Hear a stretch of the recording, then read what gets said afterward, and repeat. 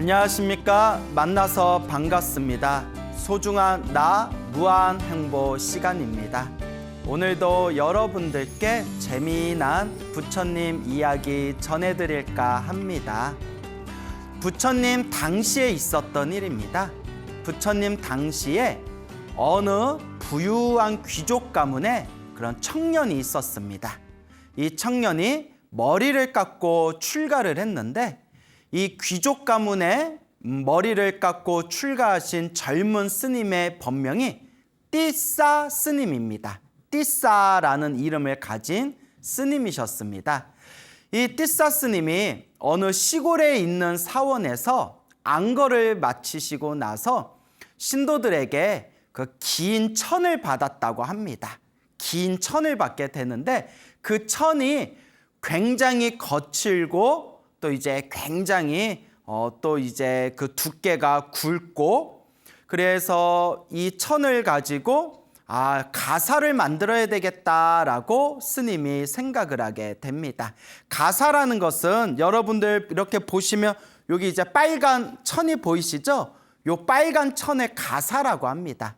근데 지금은 이 한국 불교의 스님들은 승복 위에다가 이 가사를 거치지만 원래 부처님 당시에는 이 가사가 승복 그 자체였습니다. 그래서 지금도 저 남방불교, 그래서 미얀마, 스리랑카, 태국과 같은 남방불교에서는 스님들이 이 가사로서 이렇게 몸에 걸치시고 승복으로 입고 계시는데, 지금 우리나라에서 입고 있는 이 가사는 변형된 가사입니다. 그래서 후대에 내려오면서 북방불교에서 그 기후와 문화에 따라 이 승복 위에 걸치는 가사로 지금은 변형된 거고요. 원래 부처님 당시에는 원래 이 빨간 천인 이 가사로 몸을 걸치는 승복을 대신하였다, 이렇게 이해하시면 되겠습니다. 그래서 이 띠싸 스님이 거친 천을 받아놓은 뒤에 이제 자신의 속가 누나의 집에 가게 됩니다. 속가 누나 집에 가서 누나한테 이 천을 맡기면서, 누님, 내가 나중에 받으러 올 테니까 이 천을 좀 잘 보관해 주십시오 라고 부탁하면서 누나에게 이제 천을 맡겨 놓습니다. 근데 이 띠싸 스님의 속가 누님이었던 이 누나가 이 천을 보니까 천이 너무 두껍고 너무 거친 거예요. 그래서 문득 이런 생각을 합니다. 아니, 저 띠싸 스님, 속가에 있을 때 나의 남동생이었던 띠싸 스님은 어렸을 때부터 좋은 것만 입고 좋은 것만 먹고 입었기 때문에 이렇게 거친 천으로 가사를 한다면 이거는 우리 띠싸 스님에 맞지가 않다. 내가 좀 고운 천으로 바꿔야 되겠다라고 생각이 들어서 띠싸 스님이 맡겨놓은 그 거친 천을 실을 하나하나 다시 뽑았대요. 다 실을 뽑아가지고 새롭게 다 새로 다듬고 새로 이렇게 아주 부드럽고 매끄럽게 재단을 한 뒤에 아주 고운 천으로, 곱고 만지면 반들반들한 아주 좋은 천으로 그렇게 재단을 새로 했다고 합니다. 그렇게 이제 새롭게 좋은 천으로 이제 만들어 놓은 뒤에 얼마 후에 이제 띠싸 스님이 다시 누나에게 찾아옵니다. 누나에게 찾아와서 제가 얼마 전에 맡겨놨던 그 천을 좀 주십시오. 그걸로 가사를 해 입을 겁니다 라고 이야기를 하니까 그 누나가 맡겨놨던 천을 이렇게 이제 내놓습니다. 근데 띠싸 스님이 이렇게 만져보더니 깜짝 놀라면서, 누님, 이거는 제가 맡겨놨던 원래 그 천이 아닙니다. 제가 원래 맡겨놨던 천은 굉장히 거칠었는데 지금 주신 이 천은 너무나 보드랍고 너무나 맨질맨질하고 너무나 곱습니다. 이렇게 고운 천을 저는 맡긴 적이 없었습니다. 그러니까 제가 원래 드렸던 그 거친 천을 주십시오라고 띠싸 스님이 이야기를 합니다. 그러니까 그 누님이 웃으면서 자초지종을 설명을 하면서, 스님이 맡겨놓은 그 천이 너무나 거칠어서 스님이 입기에는 좀 부족하겠다 싶어 제가 실을 다 뽑아서 새로 재단한 천입니다. 원래 이 고운 천이 스님께서 맡겨놓은 그 천입니다. 그러니까 그냥 이거 가져가시면 됩니다 라고 자초지종을 설명을 합니다. 그러니까 이제 띠싸 스님이 그 고운 천을 가지고 사찰로 와서 그 고운 천으로 이렇게 이제 가사를 하게 됩니다. 가사를 만들었는데 이렇게 가사를 만들고 보니까 천이 너무 곱고 옷에 딱 붙는 게 너무 그 가사가 마음에 들었답니다. 그래서 띠싸 스님이 그 가사를 차곡차곡 잘 접어가지고 이제 그 선반 위에다 이렇게 올려놓으면서 내일부터 이 가사를 입어야지, 가사가 너무 마음에 든다, 어쩜 이렇게 가사가 보드랍고 내 몸에 쫙 하고 맞을까, 그러면서 띠싸 스님이 너무 좋아서 어쩔 줄을 몰라 했다고 합니다.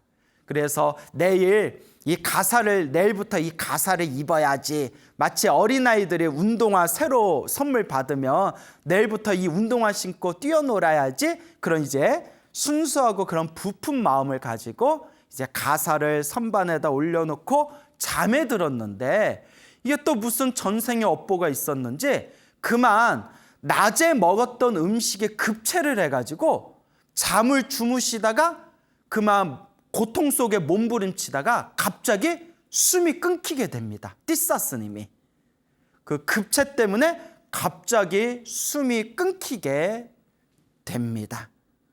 그러니까 이 띠싸 스님이 갑자기 죽어버리니까 다른 스님들도 그 다음날 아침에 다들 당황을 했겠죠.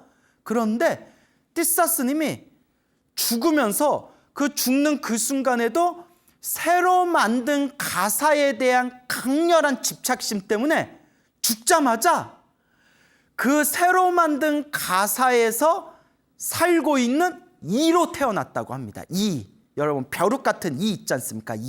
이로 태어났대요. 이렇게 꼬물꼬물 이렇게 기어다니면서 동물이나 사람의 피를 빨아먹는 이가 있지 않습니까? 그러니까 가사에 사는 벌레로 태어난 거예요. 왜 가사에 태어나는 벌레로 태어났냐? 죽기 직전에 새로 만든 가사에 대한 강렬한 집착심에 의해서 죽자마자 그 업식이, 그 업보의 식이 자연스럽게 가사에 대한 집착심으로 가사에서 살고 있는 이로 태어나게 된 겁니다. 이제 같이 살고 있는 스님들은 그 상황을 모르고 일단 그 우리 띠싸 스님의 시신을 잘 수습해서 이제 화장을 해가지고 다비식을 잘 치르게 됩니다. 그리고 원래 부처님의 법도는 스님은 이제 처자식이 없지 않습니까? 그래서 스님이 세상을 떠나게 되면 그 부처님의 법도는 그 스님이 살아생전에 쓰시던 그 물건을 스님들 법도에 맞춰서 스님들이 서로 나눠 갖게 됩니다. 서로 이렇게 공평하게 배분을 하게 되거든요. 그래서 이 스님들이 띠싸 스님의 다비식을 잘 마치고 난 뒤에 이제 띠싸 스님이 평소에 쓰셨던 그 물건들을 부처님과 스님들의 법도에 맞춰서 잘 분배를 하다가 마지막에 그 띠싸 스님의 새로 만든 가사를 딱 발견하게 됩니다. 그래서 이 가사를 어떻게 분배할 것인가라는 거에 대해서 고민하고 있을 때 순간 그 가사에서 살고 있는 그 이가 막 소리를 질렀다고 합니다. 저 나쁜 스님들이 내 가사를 훔쳐가구나. 이 가사는 내 건데 내 가사를 훔쳐가는구나 라고 그 띠싸 스님의 전생이었던 그러니까 띠싸 스님이 죽고 나서 새로 태어난 그 가사 속의 그 이가 소리를 버럭버럭 지르더랍니다. 내 가사를 빼앗지 말아라. 이 나쁜 중들아, 내 가사를 빼앗지 말아라. 이렇게 이가 막 소리를 쳤대요. 근데 여러분, 이가 소리치면 들려요, 안 들려요? 그게 들려도 문제가 있는 겁니다, 여러분. 만약에 저는 들려요 하시는 분들은 둘 중에 하나예요. 신통력이 있거나 아니면 좀 이렇게 병원에서 이렇게 진지하게 상담을 좀 해보셔야 돼요. 이가 소리를 버럭버럭 지르면서 내 가사를 가져가지 말아라, 내 가사를 가져가지 말아라 라고 했을 때 멀리 떨어져 계신 부처님께서 그 가사 속에 있는 띠사 스님이 죽은 뒤에 새로 태어난 가사 속에 있는 그 가사에 있는 이가 소리치는 그 목소리를 들으십니다. 부처님께서. 그래서 부처님께서 당신의 제자인, 당신의 시자인 아난 스님에게 자, 얼른 저 사찰에 가가지고 저 띠사 스님의 가사는 7일 동안 건드리지 말아라 라고 전달하거라 라고 부처님께서 명을 내리십니다.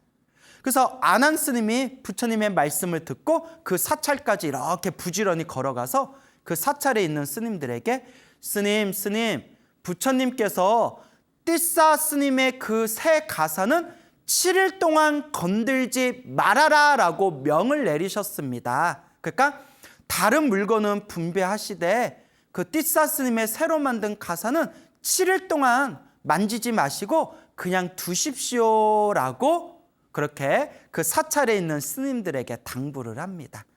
어쨌거나 이제 그 사찰에 있었던 띠사 스님의 도반 스님들은 부처님께서 7일 동안 건들지 말라고 했으니까 무언가 깊은 뜻이 있겠지 하고 띠사 스님의 그 새로운 가사, 띠사 스님이 죽은 뒤에 그 이로 태어난, 그 가사 속에 이로 태어난 그 새로운 가사를 만지지 않고 원래 선반 자리에다가 그대로 두었다고 합니다.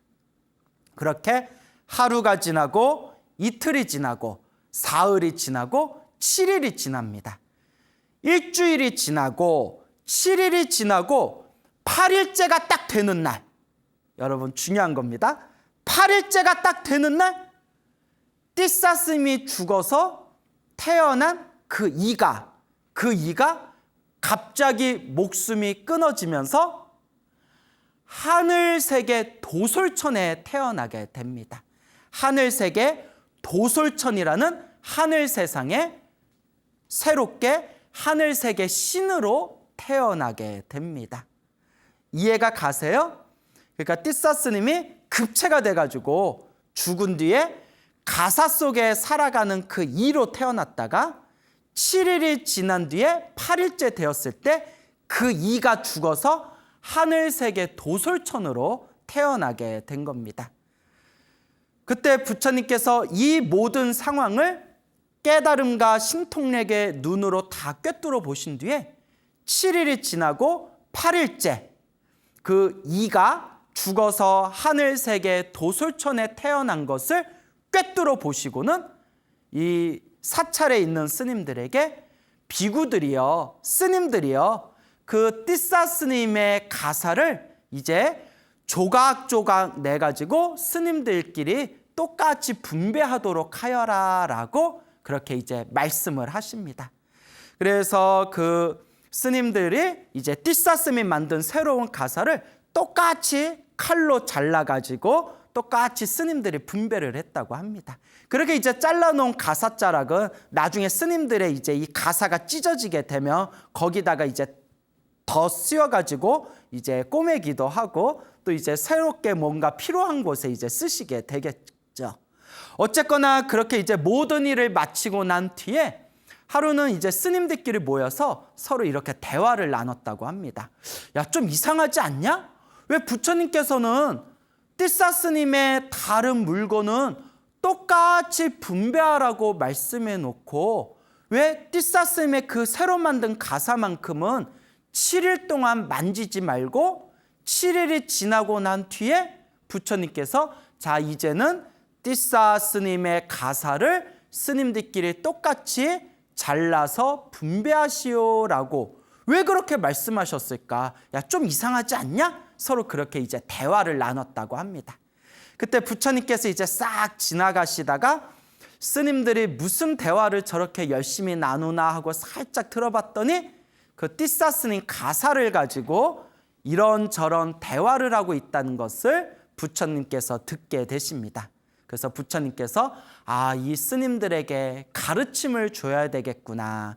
그 이치에 대해서 왜 그런 상황이 펼쳐졌는지에 대해서 이 스님들에게 가르침을 줘야 되겠구나라고 생각을 하십니다.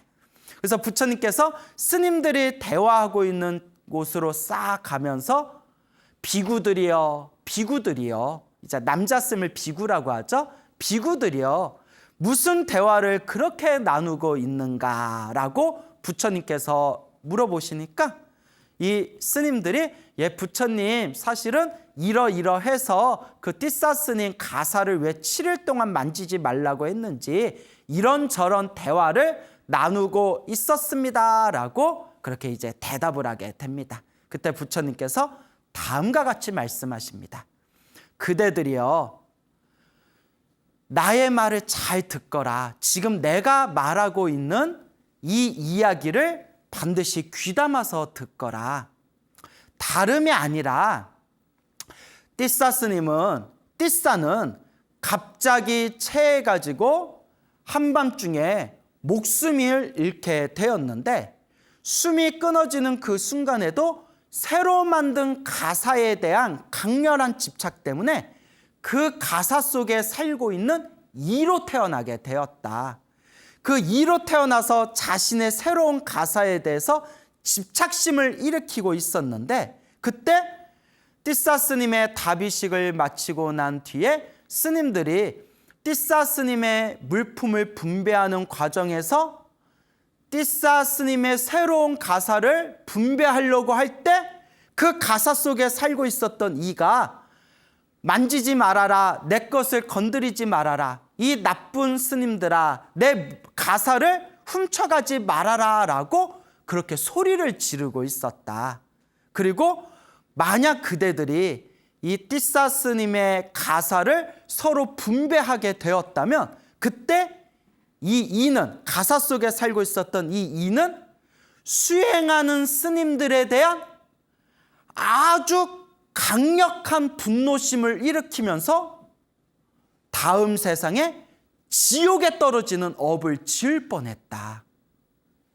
스님들에 대한 아주 강렬한, 아주 강력한 분노심, 화를 일으키면서 이가 죽었을 때 다음 생에 지옥으로 떨어질 뻔했다.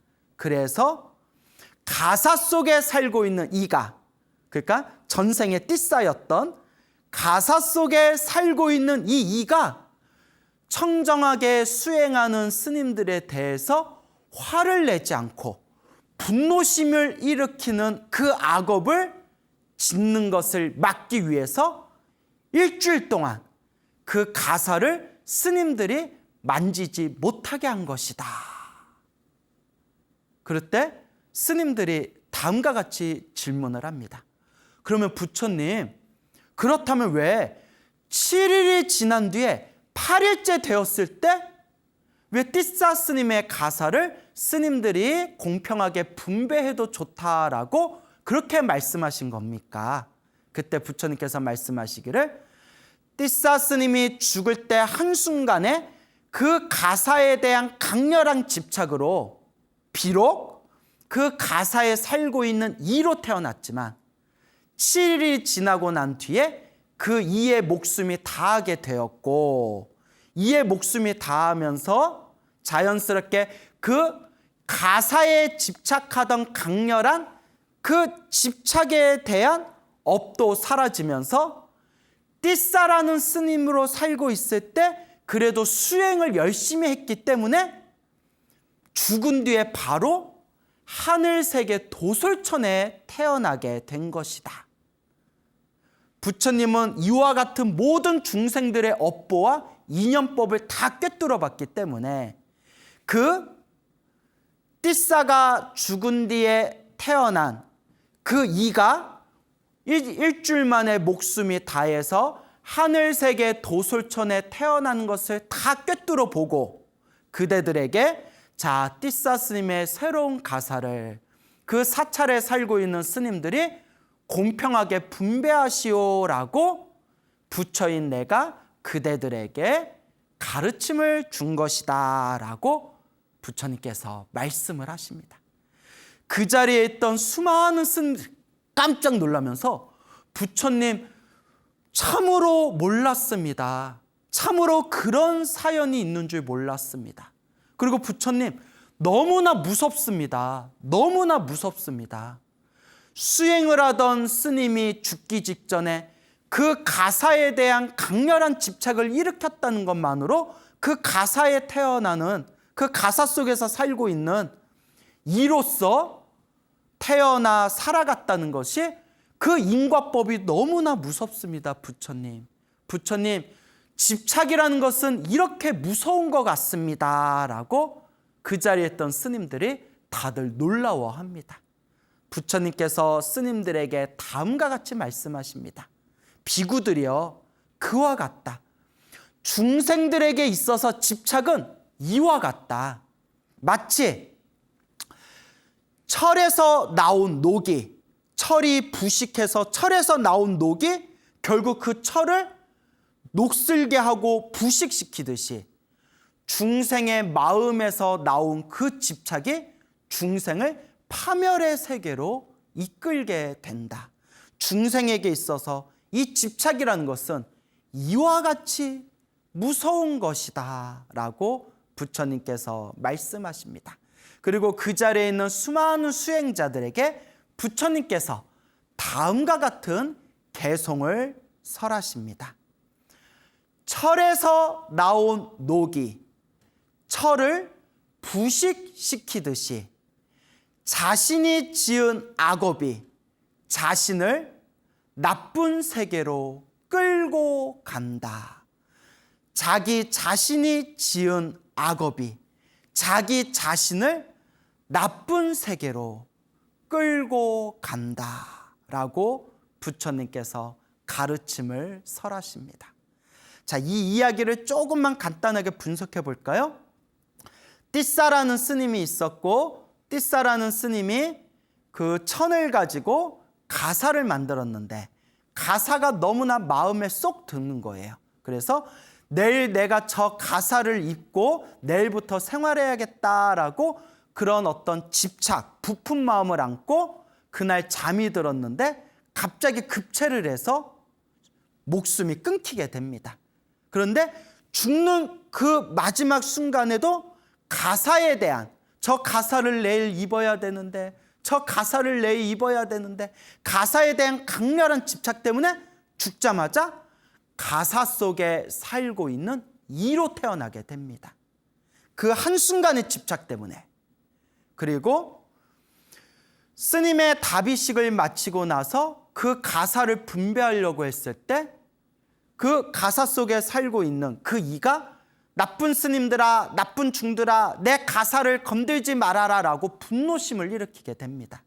부처님께서 신통력으로 이 모든 상황을 꿰뚫어 보신 뒤에 만약에 스님들이 지금 가사를 나눠 갖게 되고 저 이가 아주 강력한 분노심을 일으키게 되면 전생에 띠싸였던 저 이가 죽은 뒤에 지옥에 떨어지게 될 것이다. 그러니 스님들에게 저 새로운 가사를 만지지 말고 그냥 두어라 라고 내가 명령을 내려야 되겠다.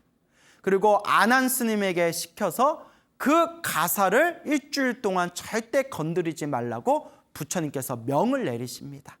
그리고 7일이 지난 뒤에 8일째 되었을 때 그 한순간의 강렬한 집착으로 가사 속에 이로 태어났던 그 이에 업이 닿으면서 그 이는 목숨이 끊기게 되고 자연스럽게 띠싸 스님이었을 때 그래도 수행을 했던 그 공덕의 힘으로 어디에 태어나게 되었다? 하늘세계 도솔천 신으로 태어나게 되었다. 그 부처님께서는 이와 같은 모든 상황을 다 꿰뚫어 보시고 스님들에게 이제는 가사를 서로 분배해도 좋다라고 말씀을 하시게 된 겁니다. 그래서 여러분, 이와 같이 우리 앞에 펼쳐진 모든 좋은 인연도, 우리 앞에 펼쳐진 모든 나쁜 인연도 결국은 누가 지은 업일까요? 내가 지은 업이라는 거예요. 몸으로 지은 업, 입으로 지은 업, 생각으로 지은 업, 몸과 말과 생각으로 지은 업들이 지금 내 앞에 펼쳐진 행복과 불행으로 펼쳐지게 되는 겁니다.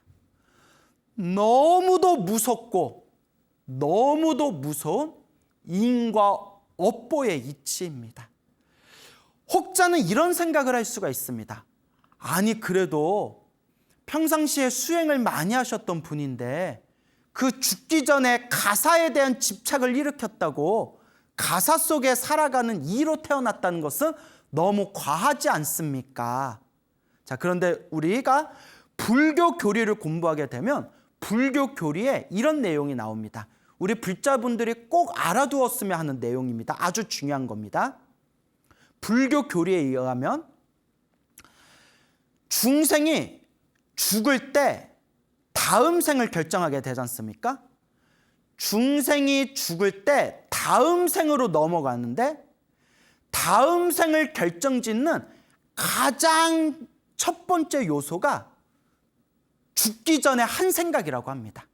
죽기 전에 한 생각. 그 죽기 전에 어떤 한 생각을 일으켰냐에 따라서 다음 생으로 넘어가는데 가장 큰 영향을 미친다고 합니다. 그리고 만약에 죽기 전에 자신만의 강렬한 그 한 생각, 그 집착하는 한 생각이 없이 그냥 비몽사몽 아무 생각 없이 죽을 때에는 두 번째로 평소에 자기가 지었던 업보를 따라서 다음 생이 결정된다고 합니다. 그러니까 다음 생에 새로운 몸을 받는데 가장 중요한 요소가 바로 죽기 전에 한 생각이라는 거예요. 그래서 이 연불법에서는, 연불법문에서는 평상시에 나쁜 짓을 많이 했던 사람이라 하더라도 그 죽기 전에 그 마지막 한 생각에 자기가 살아왔던 삶을 진심으로 반성하면서 간절하게 강렬하게 나무 아미타불 10번만 부르면 다음 세상에 극락세계에 태어난다고 가르치고 있습니다. 그래서 어떤 분이 큰 스님에게 질문을 합니다.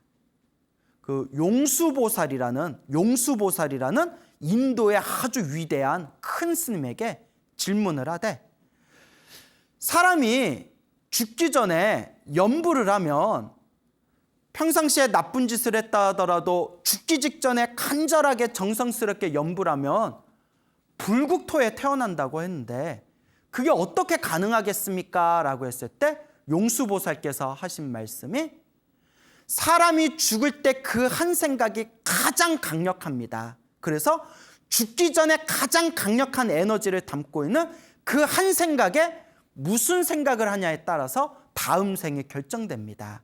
그래서 죽기 전에 간절하고 정성스럽게 부처님을 생각하면 비록 살아생전에 악업을 많이 지었다 하더라도 내가 죽기 전에 그 한 생각에 간절한 부처님을 생각한 공덕의 힘에 의해서 불국토에 태어날 수 있는 겁니다 라는 그런 내용들을 논서 팔만대장경에서 이렇게 찾아보면 논서에 그런 내용들이 나옵니다.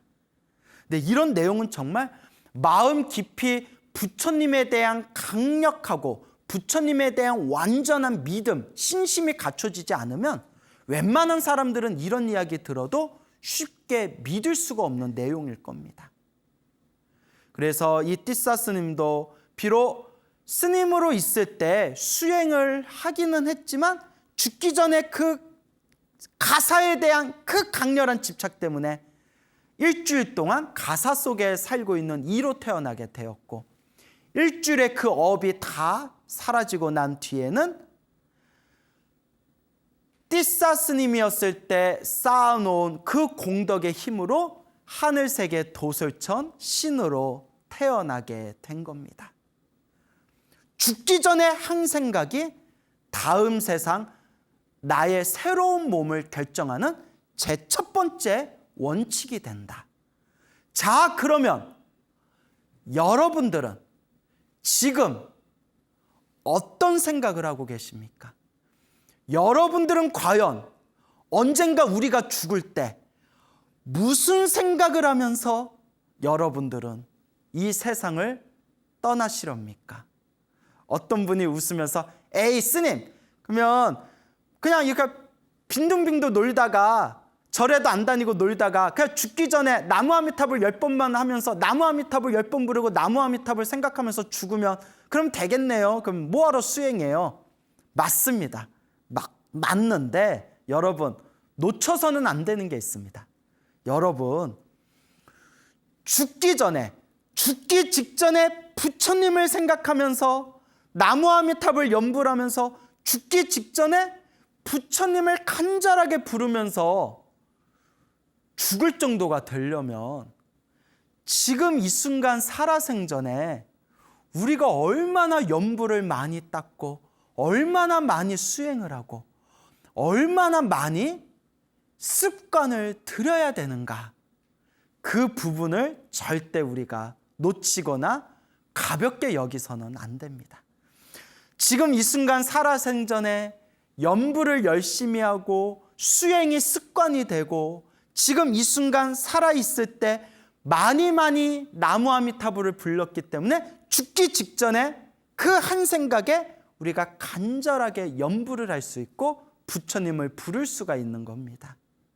그런데 평상시에 하나도 연불 수행도 하지 않고 따로 수행도 하지 않고 공부도 하지 않았는데 에휴, 죽을 때 그냥 나무 아미타불, 나무 아미타불, 나무 아미타불, 나무 아미타불 이렇게 10번 채우면 되겠지. 그럴 때 제가 좋아하는 표현이 있습니다. 여러분, 그렇게 쉽게 생각하다가 막판에 한 번에 훅 갑니다. 한 번에 훅 갑니다. 절대 그렇게 가볍게 생각해서는 안 됩니다, 여러분. 그래서 이와 같은 띠싸 스님의 일화가 담겨져 있는 불교설화 등을 통해서 평상시에 내가 좀 착한 일을 많이 했다 하더라도 죽으면서 무슨 생각을 하면서 죽냐에 따라서 내 다음 생의 몸이 결정될 수가 있겠구나. 내가 평상시에 좀 못된 짓을 많이 했다 하더라도 말년에, 마지막에, 죽는 순간에 진심으로 참회하고 부끄러워하고 반성하면서 간절하게 부처님을 부른다면 그래도 우리가 부처님 가피, 그 공덕의 힘에 의해서 그래도 우리가 구제받을 수 있는 그런 놀라운 부처님의 힘과 에너지가 있구나라는 것을 우리가 살펴볼 수가 있는 겁니다. 여러분들은 과연 죽을 때 무슨 생각을 하면서 이 세상을 떠나시렵니까? 아이고, 내 아파트를 집착하면서 죽으면 아파트에 기어다니는 바퀴벌레로 태어나렵니까? 아이고, 내 명품 가방, 그렇게 집착하면서 죽다가 명품 가방에 붙어있는 존벌레로 태어나시렵니까? 아이고, 내 부동산.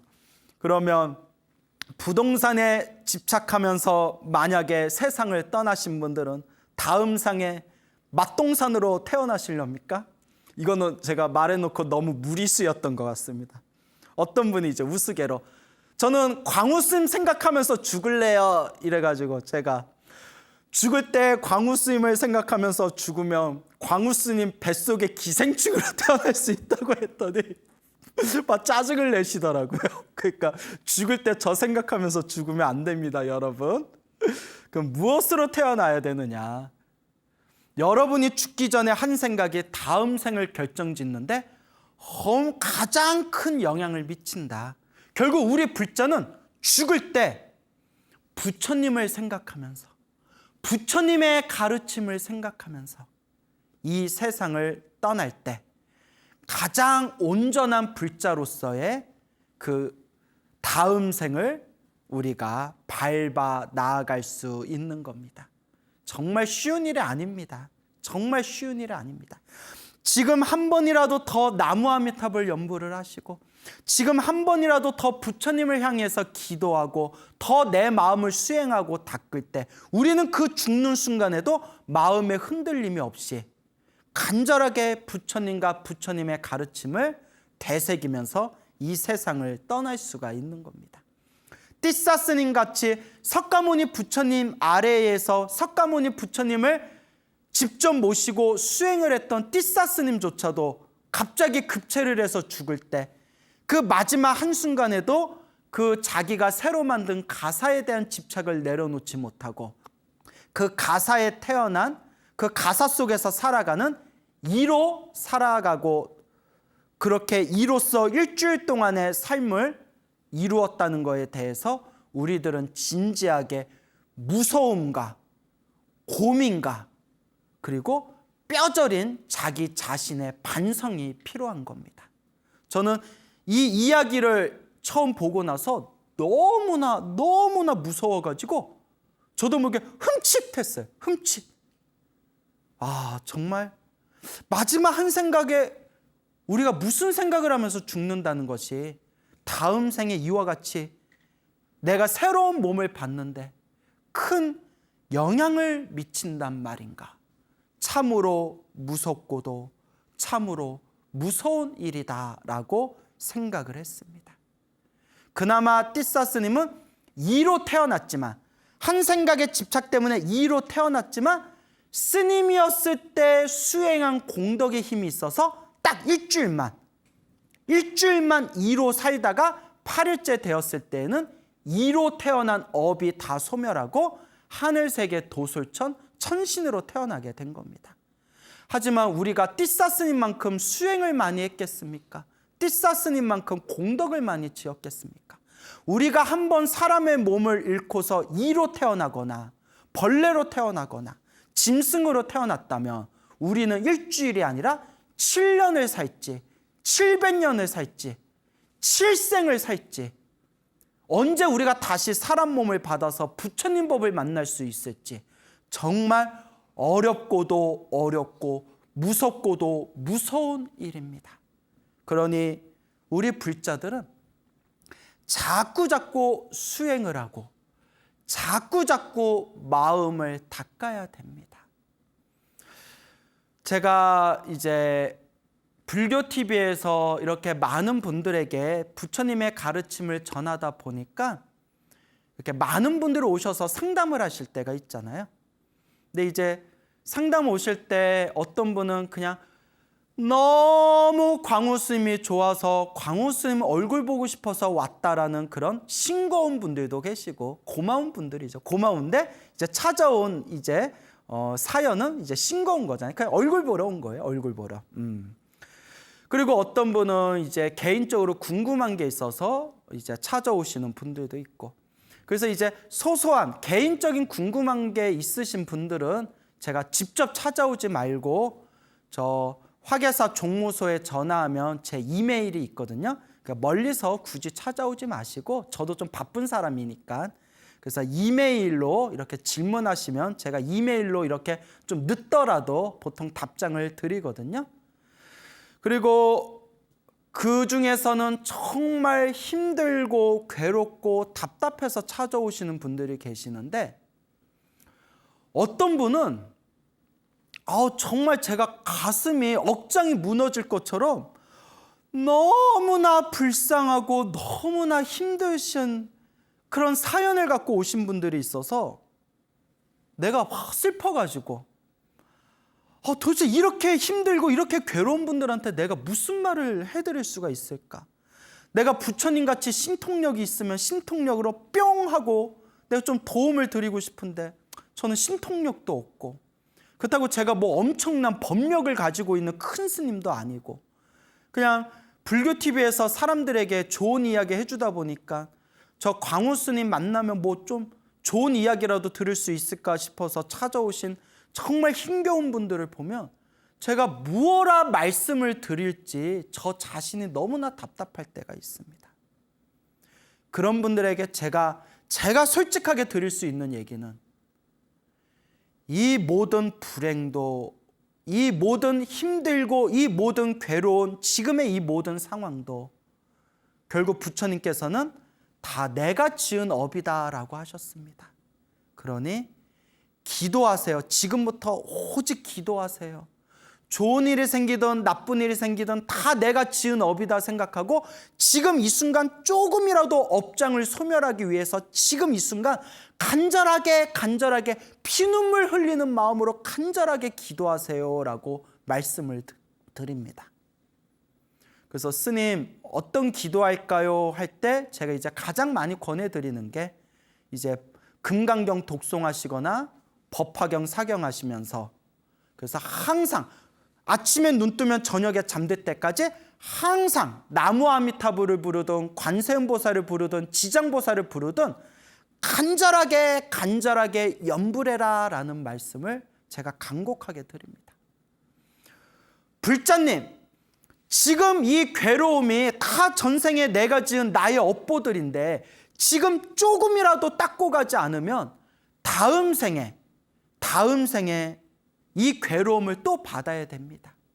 그러니까 지금 이 순간에라도 간절하게 염불하고 기도하셔서 조금이라도 이 업장을 소멸하고 가셔야 됩니다라고 간곡하게 말씀드립니다.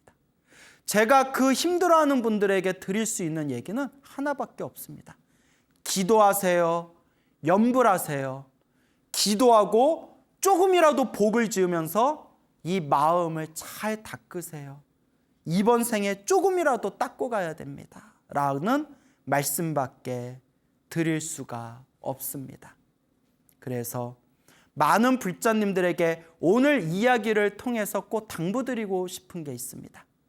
과연 여러분들은 평생 절에 다녔다고 하지만 평생 절에 다니신 여러 불자님들은 과연 마지막 나의 임종 직전에 내 숨이 끊어질 때 과연 나는 무엇을 생각하면서 이 세상을 떠나시렵니까?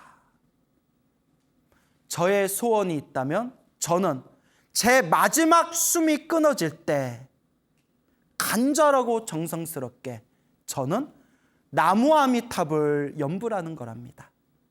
여러분들께서도 이번 생에 지금 살아있을 때 조금이라도 더 열심히 수행하고 염불하시면서 마지막 우리 숨 끊어지는 그 마지막 순간에 부처님을 생각하고 부처님의 법을 되새기면서 맑고 깨끗한 정신으로 이 세상 아름답게 회양하시길 바랍니다.